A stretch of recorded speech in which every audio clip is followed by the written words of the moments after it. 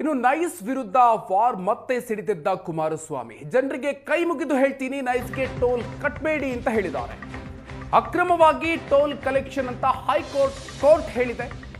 ಜನರು ಯಾವ FIRಗೂ ಹೆದರಬೇಕಾಗಿಲ್ಲ, ಜನರೇ ನೀವೇ ಕಾನೂನನ್ನು ಕೈಗೆತ್ತಿಕೊಳ್ಳಿ ಅಂತ HD ಕುಮಾರಸ್ವಾಮಿ ಹೇಳಿಕೆಯನ್ನು ಕೊಟ್ಟಿದ್ದಾರೆ. ನೈಸ್ಗೂ ಸರ್ಕಾರಕ್ಕೆ ಏನ್ ಸಂಬಂಧ ಇದೆ ಅಂತ HD ಕುಮಾರಸ್ವಾಮಿ ಅವರು ಪ್ರಶ್ನೆಯನ್ನ ಮಾಡಿದ್ದಾರೆ. ನೈಸ್ ವಿರುದ್ಧ ತಮ್ಮ ಹೋರಾಟವನ್ನ ಮತ್ತಷ್ಟು ತೀವ್ರಗೊಳಿಸಿದ್ದಾರೆ. ಮತ್ತೆ ಸಿಡಿದೆದ್ದು ಹೇಳಿಕೆಯನ್ನು ಕೊಟ್ಟಿದ್ದಾರೆ. ಜನರಿಗೆ ಕೈ ಮುಗಿದು ಹೇಳ್ತೀನಿ, ನೈಸ್ಗೆ ಟೋಲ್ ಕಟ್ಬೇಡಿ. HD ಕುಮಾರಸ್ವಾಮಿ ಅವರು ಮತ್ತೊಮ್ಮೆ ಹೇಳಿಕೆಯನ್ನು ಕೊಟ್ಟಿದ್ದಾರೆ. ಹೇಳ್ತೇನೆ, ಇವತ್ತು ಇಲ್ಲಿಗಲ್ ಆಗಿ ಟೋಲ್ ಕಲೆಕ್ಷನ್ ಆಗ್ತಾ ಇದೆ ಅಂತಕ್ಕಂಥದ್ದು ಕೋರ್ಟ್ನಲ್ಲಿ ಕೊಟ್ಟಿರ್ತಕ್ಕಂಥ ಫೈಂಡಿಂಗ್ಸು. ಫ್ರೇಮ್ವರ್ಕ್ ಅಗ್ರಿಮೆಂಟನ್ನು ಉಲ್ಲಂಘನೆ ಮಾಡಿ ಇವತ್ತು ಸರ್ಕಾರದ ಅನುಮತಿಗಳಿಲ್ಲದೆ ಬೇಕಾದಂಥ ಸಮಯದಲ್ಲಿ 7-8 ಬಾರಿ ದರವನ್ನು ಏರಿಕೆ ಮಾಡಿ ಬೆಂಗಳೂರಿನ ನಾಗರಿಕರ ಮೇಲೆ, ಪ್ರಯಾಣಿಕರ ಮೇಲೆ ಏರಿಕೆ ಮಾಡಿದ್ದಾರೆ. ಇದು ಹೈಕೋರ್ಟ್ನಲ್ಲಿ ಸಿಂಗಲ್ ಬೆಂಚು, ಡಬಲ್ ಬೆಂಚ್ನಲ್ಲಿ ಕೊಟ್ಟಿರ್ತಕ್ಕಂಥ ಆದೇಶ.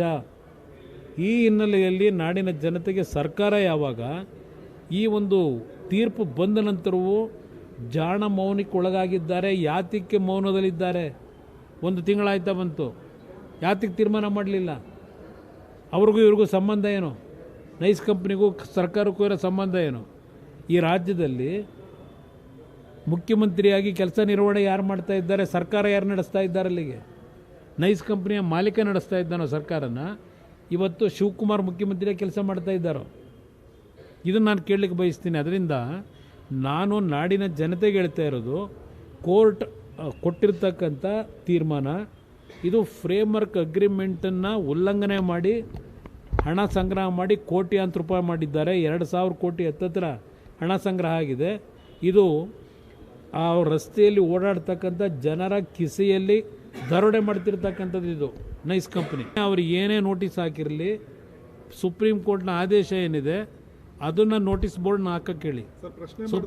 ಸುಪ್ರೀಂ ಈಗ ನಾನು ನಾಡಿನ ಜನತೆಗೆ ಹೇಳ್ತಕ್ಕಂಥದ್ದು, ಸುಪ್ರೀಂ ಕೋರ್ಟ್ ಆದೇಶ ಏನಿದೆ ಆ ಆದೇಶ ತೆರವುಗೊಳಿಸದೇ ಇರೋವರೆಗೆ ನೀವು ಕಟ್ಟಲೇಬೇಡಿ. ಇವತ್ತು ಸರ್ಕಾರ ಜವಾಬ್ದಾರಿ ಇದೆ.